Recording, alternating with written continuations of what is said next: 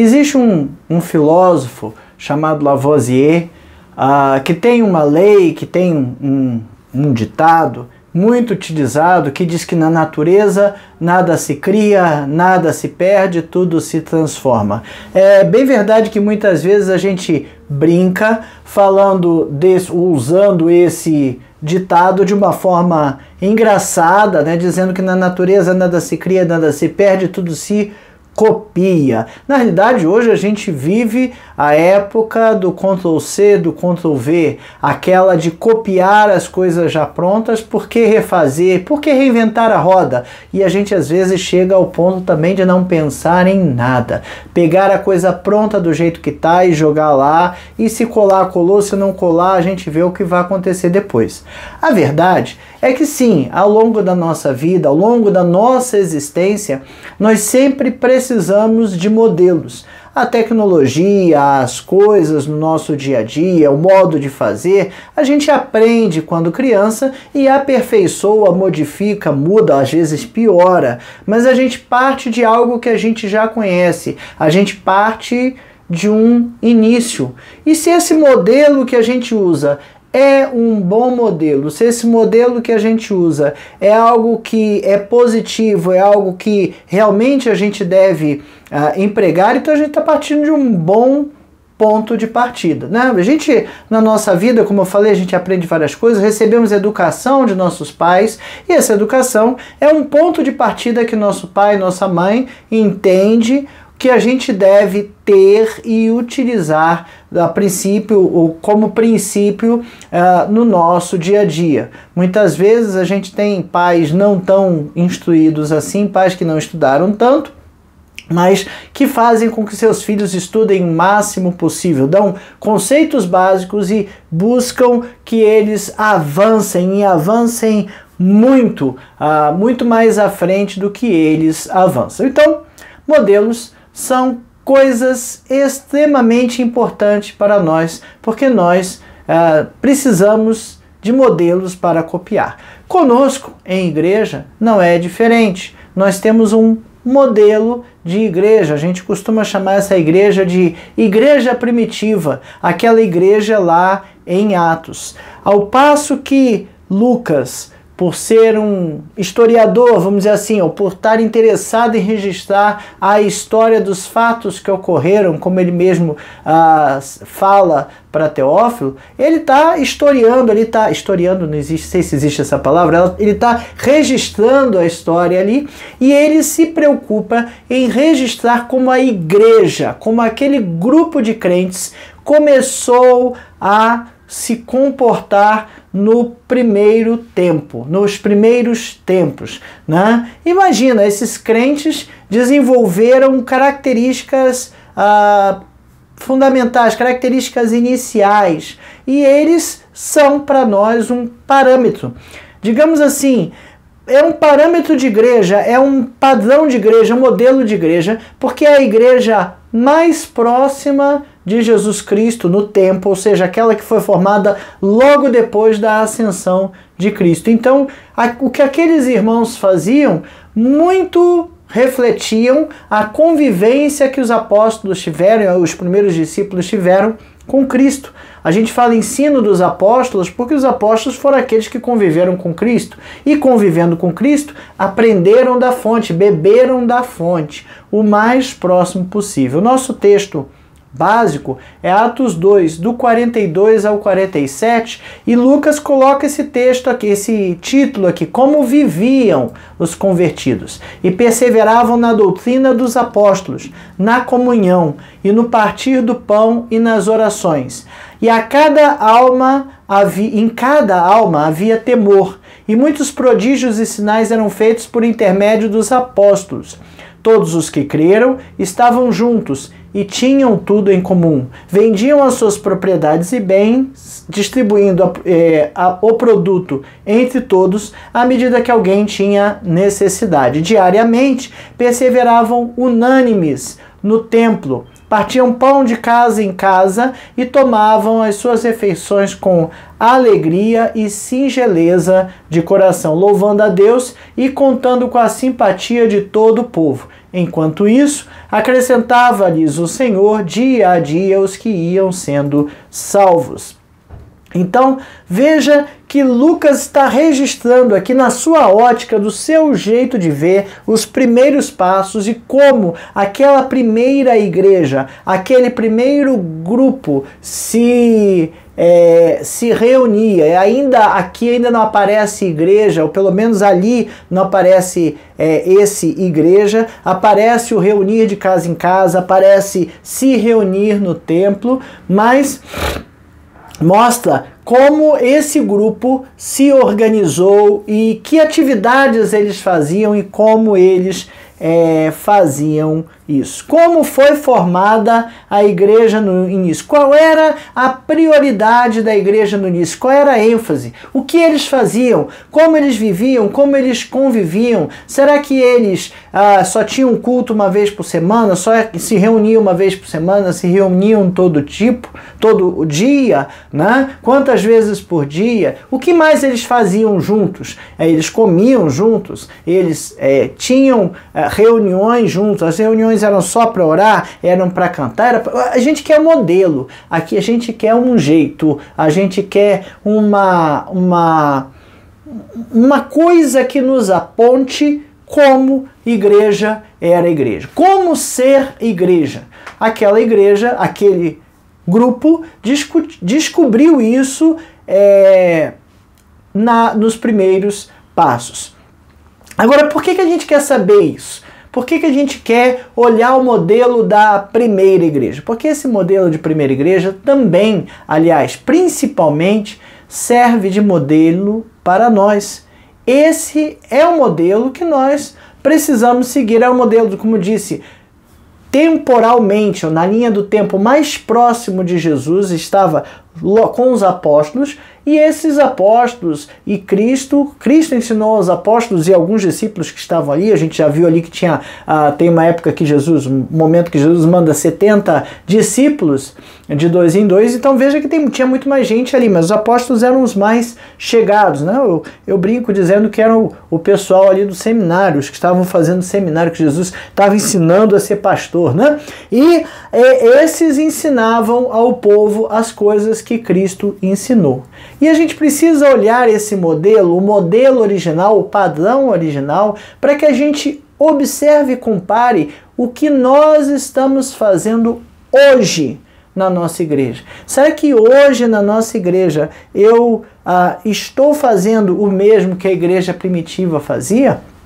A gente fala bastante aí da Reforma Protestante. Em algum momento a igreja católica, o monge da igreja católica, começou a olhar que aquela igreja que ele vivia lá estava muito diferente, muito distante da igreja primitiva. E há um tempo na nossa história a gente começou a observar buscas, movimentos em direção à igreja primitiva. Qual é o padrão que a gente tem que ter? Qual o comportamento que a gente tem que ter? Será que o nosso comportamento, o nosso padrão tem seguido a isso?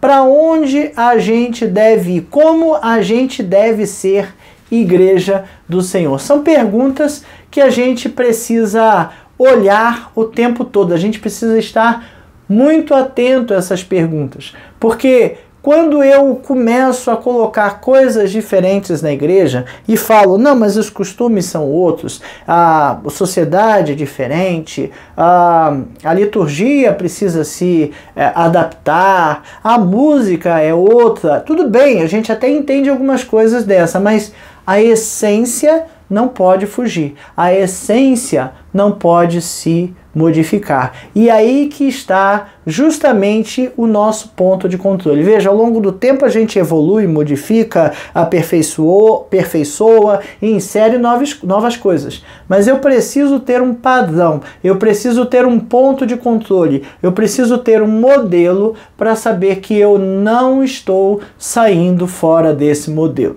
Né? Vou dar um outro exemplo bem engraçado. A gente pode comer à vontade, desde que as roupas não comecem a ficar apertadas, porque se eu comer demais e começar a engordar, eu estou fugindo do padrão da minha roupa, não é isso? Aí eu começo a perceber que eu estou comendo coisas gostosas, boas, legais, mas eu estou comendo demais, eu estou comendo de forma errada, enfim.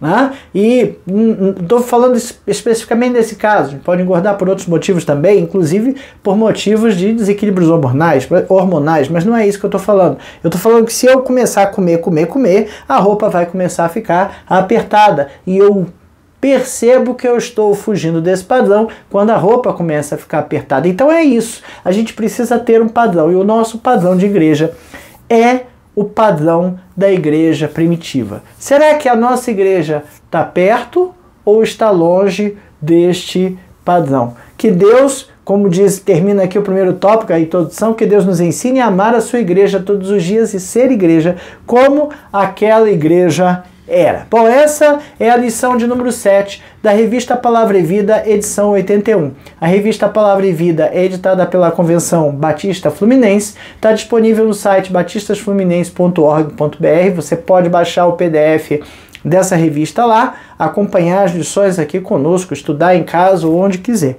Essa revista tem por tema Atos da Igreja Primitiva, é óbvio que o nome do livro é Atos dos Apóstolos, mas um trocadilho aqui nos leva a olhar por esse ponto de vista, Atos da Igreja Primitiva, estudando Atos e os relatos da Igreja Primitiva. Foi escrita essa revista pelo pastor Eric Mendonça.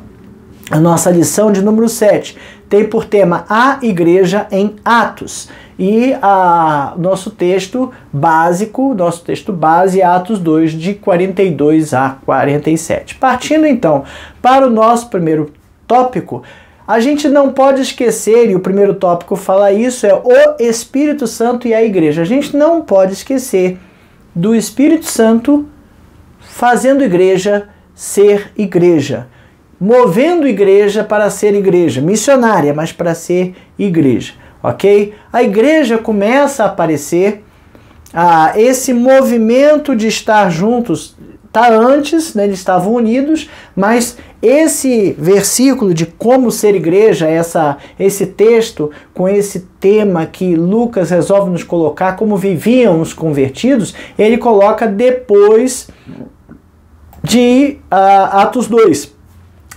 Em Atos 2, 42, mas depois que o Espírito Santo é derramado sobre a igreja primitiva. A igreja ali, formada igreja, não é formada igreja para ser um clube de convivência, um clube de autoajuda, um clube de pessoas que acreditam na mesma coisa, por isso frequentam o mesmo lugar e querem estar juntos e pronto, é um clube fechado. Não, a igreja tinha uma missão. Jesus ascendeu aos céus e deixou uma missão muito clara e muito simples. Ir por todo mundo, pregar o evangelho a toda criatura e a grande comissão, como a gente percebe. Mas perceba que durante esse movimento de espalhar o evangelho, algumas características distintas surgiram. A gente vê até o final das cartas de Paulo ali, Paulo mandando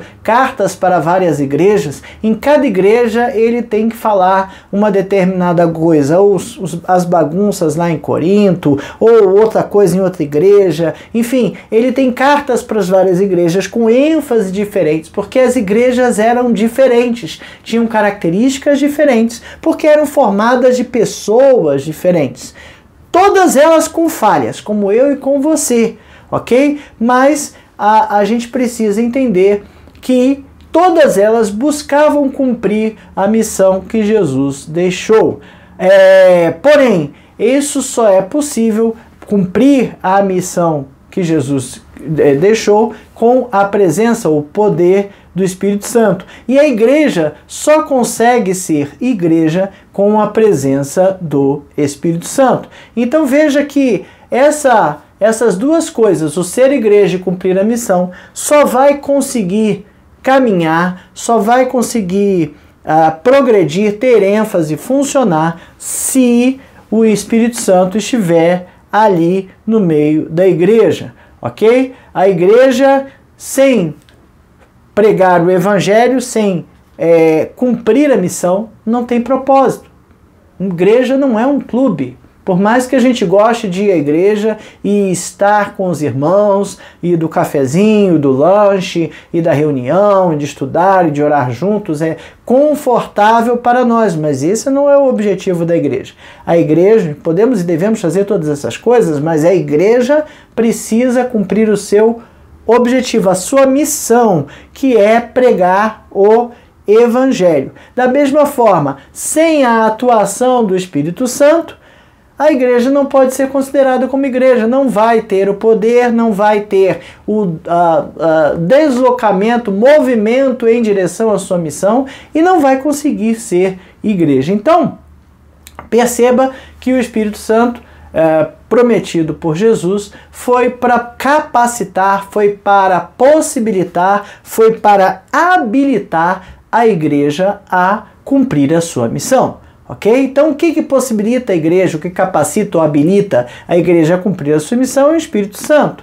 O Espírito Santo concede dons espirituais. São manifestações do Espírito Santo que nos dão capacidades de fazer várias coisas. Ok? Então, esses dons espirituais, essas capacidades que nós temos, tem um objetivo, nós somos um corpo, e se eu ganho uma capacidade com o meu corpo, todo o corpo é beneficiado. Se eu ganho capacidade de caminhar, de correr, de fazer exercício, eu ganho condicionamento, a perna está ficando mais musculosa, mas o pulmão está ficando melhor, a circulação funciona melhor, aí o cérebro funciona. Veja, tudo ganha com uma ação conjunta. Então a capacitação que o Espírito Santo nos dá, com os dons que ele nos concede pela sua manifestação, nos capacita a trabalhar na obra, mas a obra edifica o corpo como todo, fortalece a igreja como todo e precisa que essa capacitação mantenha o corpo unido e firme. Já pensou se o meu olho resolve, eu vejo muito bem, não é o meu caso, os óculos, mas eu vejo assim com uma clareza e com uma profundidade, enfim, eu consigo enxergar as coisas de uma forma espetacular que ninguém consegue enxergar, e meu olho resolve sair do corpo porque ele é melhor do que o corpo. Não. O olho, olhando desta forma, vai trazer capacidades para o meu corpo. E o meu corpo vai se fortalecer todo. Veja que cada um de nós deve e precisa usar os seus dons espirituais, capacitados que somos pelo Espírito Santo, pela manifestação do Espírito Santo, para fortalecer o corpo. O corpo. É essa que é a nossa meta. Essa que precisa ser o nosso, este que precisa ser o nosso foco, tá? Veja, de novo, o Espírito, estes dons são capacitam os servos do Senhor para o serviço. A gente não recebe dons para ganhar dinheiro. A gente não recebe dons para ganhar fama, para ser bom ou para ter uma boa reputação. Não, a gente recebe dons para trabalhar. E Paulo afirma lá em 1 Coríntios 12, 27, a manifestação do Espírito é concedida a cada um visando a um fim proveitoso. Então a manifestação do Espírito, o dom que nós recebemos, é para que a igreja, o corpo de Cristo, se aproveite dele. Não se aproveite de mim? Sim, se aproveite de mim, eu sou servo. Servo é para servir. Lembra de Jesus lavando os pés dos discípulos? Ele estava numa reunião privada, ele pediu um lugar privado e essa atividade era a do servo mais humilde da casa. Mas Jesus resolveu e ele mesmo foi lá servir, lavar os pés dos discípulos, dos seus discípulos. E ele era o mestre. Então veja, nós precisamos servir. E o dom que recebemos serve para servir. Se eu recebo o dom e não trabalho, eu sou semelhante àquela parábola que Jesus contou do servo que pegou o talento e enterrou na terra. E não fez o talento render. Ok? Precisamos fazer os talentos renderem. a igreja pode pregar a palavra, e a igreja prega a palavra e a igreja consegue gerar transformação apenas com a obra do Espírito Santo. A gente pode pregar a palavra de qualquer forma, apenas falar, mas a gente não vai ter uma efetividade se não for pela obra do Espírito Santo, que convence o homem do pecado, da justiça e do juízo. Então, tudo na igreja. Ele fala aqui, desde a pregação até investimento em missões. Tudo tem que ser guiado pela palavra de Deus. Tudo tem que ser iluminado pelo Espírito Santo, ok? E isso tudo é porque nós somos capacitados pelo Espírito Santo para agir, para completar a missão global. Está lá em Atos 1:8, mas recebereis poder ao descer sobre vós o Espírito Santo e sereis minhas testemunhas, tanto em Jerusalém como em toda a Judéia e Samaria até os confins da terra. Poder, capacidade, condições, nós recebemos poder, mas recebereis ao descer sobre vós o Espírito Santo, ok? Veja que cada discípulo, cada membro da igreja tem as suas características físicas, tem as suas características pessoais, tem a sua cultura, tem um jeito de fazer as coisas, tem o seu humor, tem o seu temperamento, mas nós precisamos entender que somos partes de um corpo maior, ao qual precisamos servir. Tudo isso que nós temos nos ajuda a cumprir a missão de uma forma muito própria, de uma forma muito particular, ok? Mas, por outro lado, nós não podemos esquecer que é para a edificação do corpo de Cristo, ok? Segundo tópico, fala comunhão, unidade e oração. O que o Espírito Santo gera no meio do povo? O Espírito Santo gera no meio do povo a unidade e a comunhão da igreja. Como é bom, né, e agradável que os irmãos vivam em comunhão, né? Então, com o Espírito Santo de Deus, isso obviamente funciona muito fácil. O problema é que muitas vezes a gente vê na igreja irmãos que não conseguem ter comunhão com os outros. A gente consegue ver irmãos que só criam problema, irmãos que entram em discussão por tudo, irmãos que brigam por tudo, irmãos que querem sempre a sua vontade sendo feita e não querem saber da vontade dos outros. Não pode ser assim. O que o Espírito Santo gera em nós são aqueles frutos do Espírito, certo? Todos aqueles frutos do Espírito, se todos nós frutificarmos no Espírito Santo com aqueles frutos do Espírito, o resultado vai ser uma coisa linda, bonita, maravilhosa, em que todos nós conseguiremos ter unidade e comunhão. Temos que ter atenção a essas coisas. É um sinal muito triste quando a gente vê a igreja cheia de problemas, a igreja cheia de brigas, de broncas, tá? Mas a gente precisa ficar atento, porque essas brigas e essas broncas precisam ficar de lado. A gente precisa identificar e minimizar.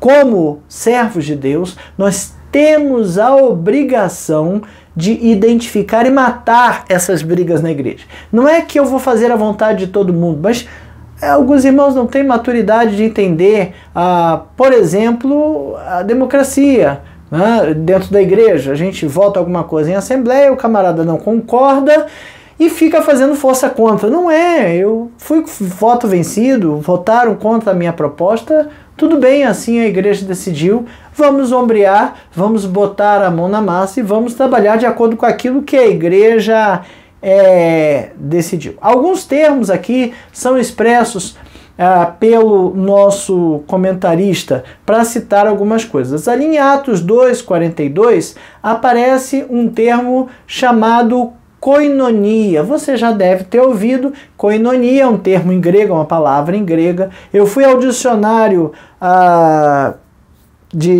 língua grega ali, né? Peguei lá fraternidade, associação, comunidade, comunhão, participação conjunta. Olha lá, todo mundo participando da mesma coisa. Relação à parte que alguém tem em algo, participação, relação, comunhão, intimidade. Koinonia é intimidade. A mão direita como sinal e compromisso em comunhão, em cumprimento ao ofício apostólico. Oferta dada por todos, coleta, contribuição, que demonstra compromisso e prova de comunhão. Isso é koinonia, é comunhão. Veja que não está só ligado à comunhão espiritual, nosso espírito louvando junto. Não, está falando de estarmos juntos aqui, de fazermos as coisas juntos, de compartilharmos os nossos problemas, de compartilharmos as nossas dificuldades e estarmos juntos na mesma comunhão, ok? Partilha de recursos, né? Ele fala ali comunhão, partindo os recursos, pensando na desigualdade. Infelizmente, muitas vezes a gente tem desigualdades. E aí, calma, a gente precisa olhar as coisas com um pouco de cuidado, ok? Existem classes sociais diferentes. Existem pessoas que trabalham mais e outras que trabalham menos. Existem aquelas que fazem mais esforço e aquelas que não fazem esforço. Lembre lá a carta de Paulo aos Coríntios, que ele fala que tinha gente que não queria trabalhar. Se não quer trabalhar, que não coma, né? Mas não fique dando peso aos outros. É um apóstolo falando. Então, quando a gente fala de desigualdades, a gente está falando daquela pessoa que está passando de fato por um problema e precisa de ajuda. Não precisa de ajuda para viver, ela precisa de ajuda para superar o seu problema e voltar a sua vida ao eixo e superar. Tá? Veja que no passado, por exemplo, as viúvas não tinham como se sustentar, então precisava sustentar. Elas precisavam ser sustentadas, não tinha um jeito, não tinha uma forma, não tinha uma pensão que resolvesse isso, ok? Mas as desigualdades no corpo, né, vão existir, tanto de temperamento, de comportamento social e de situações financeiras também, tá certo? Olha, imagine pessoas com múltiplas diferenças, famílias diferentes, variadas classes sociais, históricos de vida, conceito e estilo de vida distintos, né? Será que dá para tudo ser de um corpo só? Dá para juntar tudo num corpo só? Dá! Os dedos da mão não são iguais. Meu pai, quando a gente reclamava, mas o senhor fez para ele, não fez para mim, reclamava do irmão, né? Primeira coisa que ele falava, os dedos da mão não são iguais, mas todos são dedos e estão na mão, né? Então, nós somos corpo, a gente tem a mão direita, a mão esquerda, a gente tem braço, a gente tem dedos com funções diferentes, a gente tem pernas e somos todos corpo. Diferentes, sim, muitos diferentes, mas o corpo, movido pelo poder do Espírito Santo, né, pode seguir de mãos dadas. Já pensou se uma mão quiser ir para uma direção e a outra quiser ir para outra, e as pernas não quiserem andar, ou quiserem uma para frente e outra para trás? Que confusão seria, tá certo? Unidade. Unidade não é unanimidade. Cuidado, são conceitos diferentes. Nós precisamos ter unidade, não precisamos ter unanimidade. Vamos pensar diferente? Vamos, mas a partir do momento que o corpo decidiu que vai fazer uma coisa, então a gente faz. Vou dar um outro exemplo. Às vezes eu quero ir correr e está tudo doendo, né? As várias partes do meu corpo dizem não corre, mas o cérebro está lá, não, eu preciso correr. E aí eu boto o corpo para correr, o corpo vai correr, na medida da sua possibilidade. Claro, se ele não tem habilidade, capacidade, não está em condições de fazer, ele vai oferecer uma certa resistência. O corpo vai doer mais, né? Mas às vezes faz bem ao todo. Então, não precisamos ser unânimes, mas precisamos ser unidos, ok? Um outro termo que é usado aqui para a igreja é oikos. Veja que a igreja, oikos é casa, tá? Veja que ele fala em Atos, ali que a igreja se reunia de casa em casa.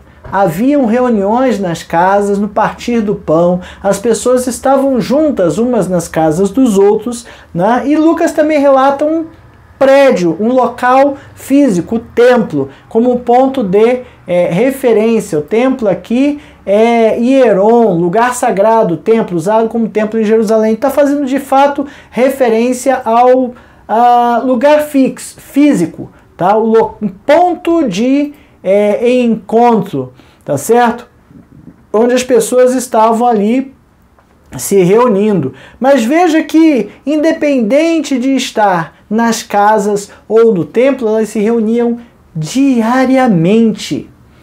Imagina que talvez eles tivessem assim uma grande vontade, um grande desejo de estar em igreja. Será que a gente tem esses desejos hoje? Eu acho que, enfim, às vezes não, sabe? Às vezes a gente até vê a igreja como obrigação e não como algo agradável, que coisa triste. Mas a igreja naquele tempo queria estar juntas. E juntas ela perseverava na doutrina dos apóstolos, né? E no partir do pão.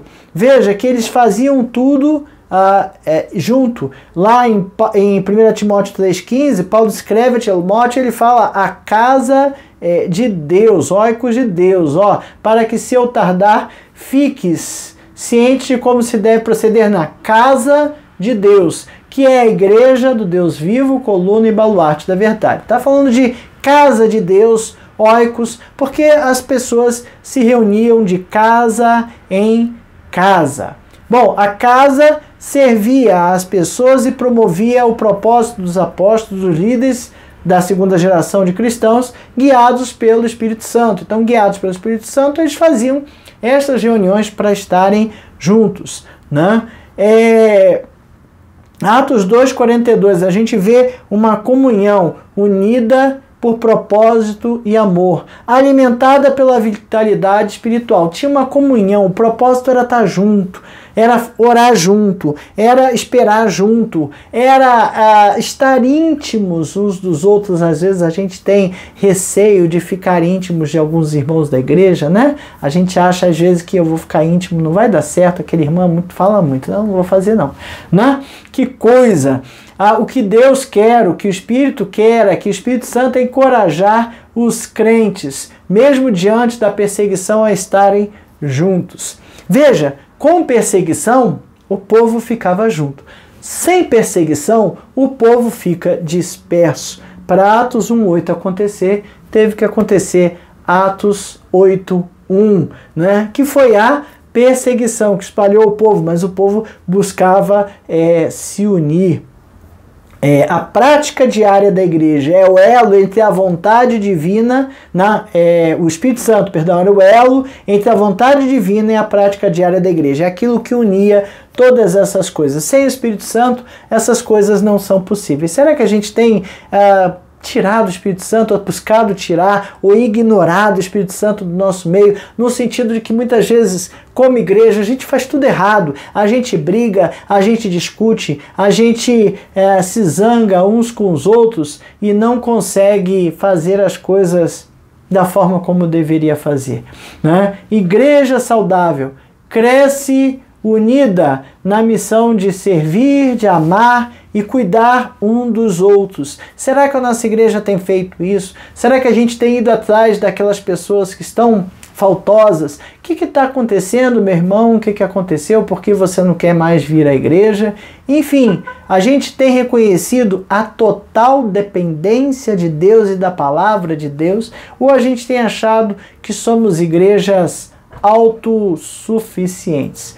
Misericórdia, tá certo? Precisamos ser igreja, mas igreja dependente. Precisamos buscar em Deus e no Espírito Santo esta união. Precisamos estar juntos. Nosso terceiro tópico vem falar da palavra igreja, tá? Etimologia da palavra igreja. Vamos lá.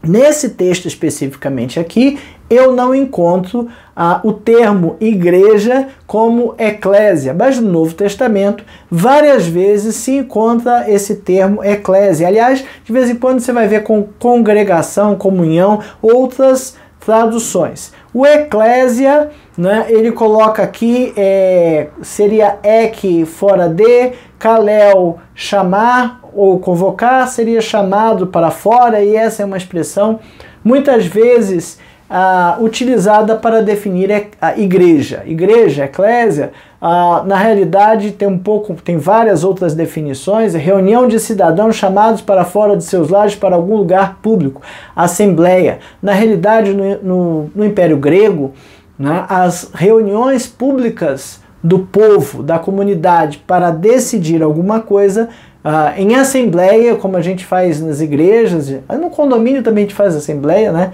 Era uma eclésia. Então a eclésia era o povo reunido ali na praça e discutindo as coisas. A assembleia do povo reunido em lugar público com o fim de deliberar, assembleia dos israelitas. Então veja que eclésia no grego tem também essa função. Qualquer ajuntamento ou multidão de homens reunidos por acaso, tumultuosamente. Num sentido cristão, aí vem, no sentido cristão, é a assembleia de cristãos, o grupo de cristãos reunidos para adorar em um encontro religioso. Grupo de cristãos ou daqueles que, na esperança da salvação eterna de Jesus Cristo, observam seus próprios ritos religiosos, mantêm seus próprios encontros espirituais, administram seus próprios assuntos de acordo com os regulamentos prescritos para o corpo por amor à ordem. Aqueles que em qualquer lugar, numa cidade, vila, etc., constituem um grupo e estão unidos em um só corpo, totalidade dos cristãos dispersos por todo o mundo, a assembleia dos cristãos fiéis e falecidos e recebidos do céu. Então, igreja, eclésia aqui, tem vários sentidos, tá? Tem o sentido da reunião, assembleia do povo para resolver alguma coisa, mas tem esse sentido cristão, do povo reunido em qualquer lugar, unido no propósito religioso, no propósito de adorar a Deus, tá certo? Então, eclésia, chamados para fora, faz bastante referência à missão de ir pregar o Evangelho. Quando a gente olha lá no Antigo Testamento, a palavra que tinha lá é kahal, né? Que aí sim está muito mais para assembleia e congregação. Ele coloca aqui dois textos, Deuteronômio 9:19, deu-me o Senhor as 2 tábuas de pedra escritas com o dedo de Deus, e nelas estavam todas as palavras segundo o Senhor havia falado conosco no monte, no meio do fogo, estando reunido todo o kahal, o povo, tá? E que ele foi traduzido como povo, mas é o grupo. 1 Samuel 19:20, então enviou Saul mensageiros para trazerem Davi, os quais viram um grupo de profetas profetizando. Esse grupo de profetas também era um carral, onde estava Samuel, que lhes presidia. E o Espírito de Deus veio sobre os mensageiros de Saul, e também eles profetizaram. Então veja que o termo no Antigo Testamento foi traduzido pela Septuaginta para algo mais parecido com eclésia, tá certo? E aí ele falou lá no Novo Testamento, antes de passar pro Velho, né? Eu pulei aqui a parte. Outros nomes eram usados também para falar de igreja, corpo de Cristo, noiva de Cristo, esposa de Cristo, num significado bem mais amplo do que apenas uma assembleia, apenas um grupo. É um grupo interligado, é um grupo congregado, chamado para fora na missiologia, na missão missiológica de cumprir a missão missiológica, missão ficou ruim, né? Na missão missiológica, ou seja, cumprir a missão, mas também o carral, assembleia, congregação. Lembrando aqui que na época de Lucas, de Paulo e de Jesus, havia, além da Torá e dos escritos originais, havia uma versão desses escritos traduzidos para o grego, que a gente era chamada de Septuaginta. O rei do Egito juntou 72 sábios de Israel, botou eles para trabalhar, e no final saíram 72 versões iguais, né, daquela tradução dos originais em hebraico para o grego. E aí Lucas usa esse termo igreja, porque provavelmente quando ele leu o carral traduzido para a Septuaginta, apareceu um eclésia lá de alguma forma.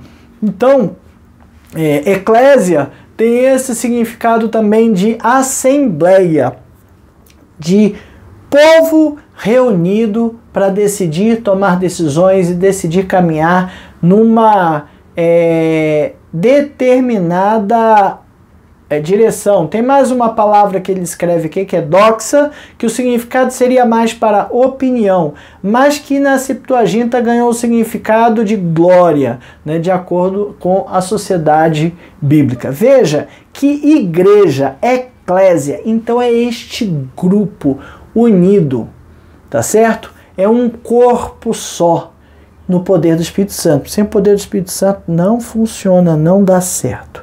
A gente precisa que o Espírito Santo de Deus esteja em nós. E aí a gente frutifica, tem os frutos do Espírito. Os frutos do Espírito, longanimidade, perseverança, aquelas coisas tudo, paciência, fidelidade, mansidão, domínio próprio. Preciso dessas coisas para conseguir estar colado, estar junto. Senão a coisa não vai funcionar, tá certo? Então, dois sentidos de igreja, a eclésia e aquela carral, assembleia, tá certo? E a gente precisa tudo isso estar em koinonia, em comunhão, tudo junto. Partindo para a conclusão, precisamos olhar as expressões citadas de maneira figurada e não literal, senão limitaremos a igreja no espaço físico e temporal. Tem a igreja, né? A igreja primitiva. Quando a gente fala igreja primitiva, eu estou limitando ela no espaço físico de Jerusalém, temporal, ali logo no 1º século, tá certo? Mas quando a gente fala igreja, a igreja de Deus é a igreja de todas as pessoas ao longo do tempo. Existe o templo, e a gente muitas vezes confunde o templo com a igreja. Existe o prédio no qual nós nos reunimos, às vezes dominicalmente, às vezes mais vezes, tá certo?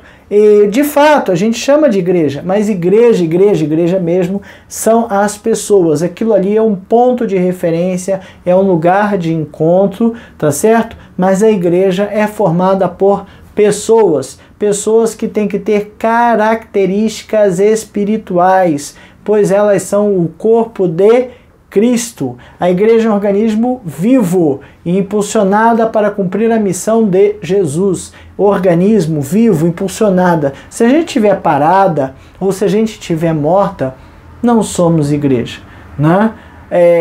As pessoas às vezes vão à igreja para adorar, para fazer um louvorzão, para ouvir uma palavra que seja confortável ao seu coração e vem embora para casa. Olha só, tudo isso é importante, é extremamente importante. Mas isso não se resume. Igreja não se resume a isso. Não é só isso que é ser igreja. Igreja é muito mais, ok?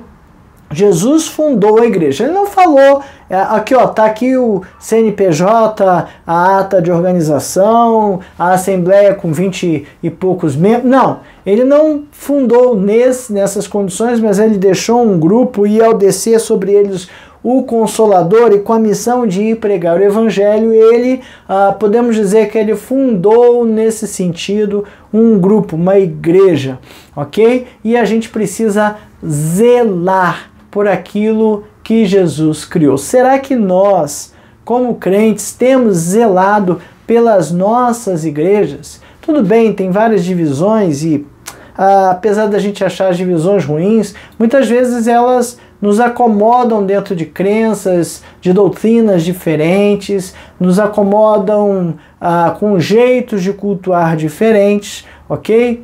Isso até é saudável, mas a gente não pode deixar que isso limite a nossa vida, né? Nós somos parte de um corpo do qual Jesus é o cabeça, né? Ele é o cabeça do nosso corpo. Está lá em Colossenses 1:18, que diz assim: ele é a cabeça do corpo, da igreja. Ele é o princípio, primogênito entre os mortos, para em todas as coisas ter primazia. Ele é a cabeça do corpo. Veja que se ele é a cabeça do corpo e o corpo é a igreja, nós somos com Cristo um corpo só. Já pensou que coisa grande, que coisa linda, que coisa maravilhosa? Agora, imagina se meu corpo não fizer o que a minha cabeça mandar. Meu cérebro quer que a minha mão abra e fecha, mas a minha mão vai fazer assim, ó. Eu tô mandando ela abrir e fechar. Ela tá assim, não vou fazer não, não vou fazer não. Não dá, né? Às vezes a gente vê algumas pessoas com uma dificuldade motriz ali, porque ou a comunicação não tá boa, os nervos no meio do caminho estão com problemas, ou geralmente tem um distúrbio, né, no membro que faz ou uma paralisia, ou faz uma dificuldade, uma instabilidade, enfim, de motricidade qualquer. Nós somos corpo e a cabeça é Jesus. Precisamos ter bastante atenção, porque isso é extremamente importante. Para pensar e agir. Juntos somos a igreja do Senhor. Que alegria, que maravilha, que privilégio. Agora, como é que tem andado essa comunhão? Será que a gente tem brigado na igreja todo domingo? Será que a gente discorda de todo mundo, desobedece o pastor, desobedece todo mundo, faz tudo ao contrário? Dane-se o que a igreja decidiu, eu não concordo, né? Será que é uma postura boa, uma postura aceitável, postura agradável?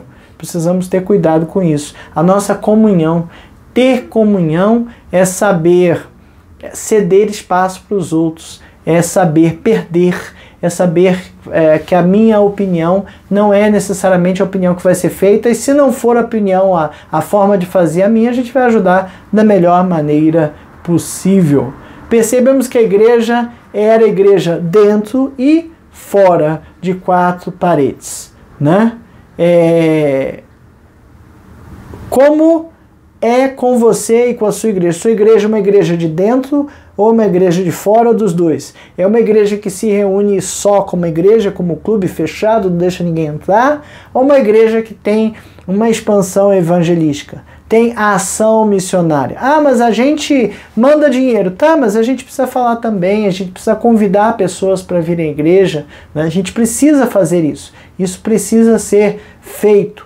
Tá? Qual é o papel, o seu papel nessa missão da igreja movida pelo Espírito Santo? O que Deus mandou você fazer para contribuir com a missão da igreja de pregar o evangelho a toda a criatura?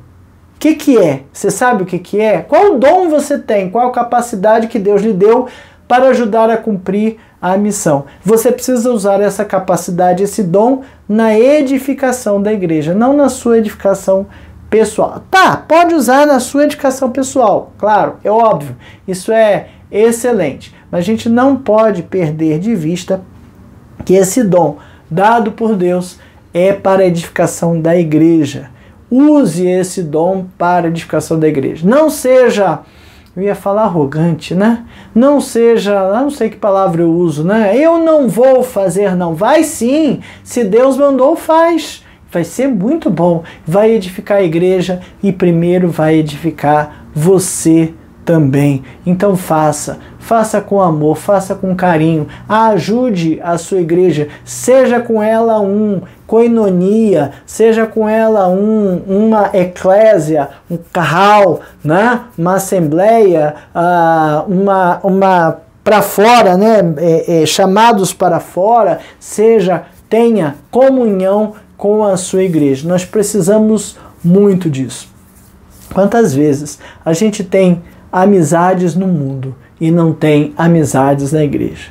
Que coisa triste. Não, as amizades do mundo a gente precisa influenciar e trazer para a igreja, certo? Mas precisamos ter amizades na igreja. Precisamos ter amigos crentes, amigos de igreja. Que Deus nos ajude a viver essa comunhão. Que Deus nos ajude a aprender com o modelo da igreja primitiva, para que a nossa igreja seja bem alinhada com aqueles parâmetros. Amém.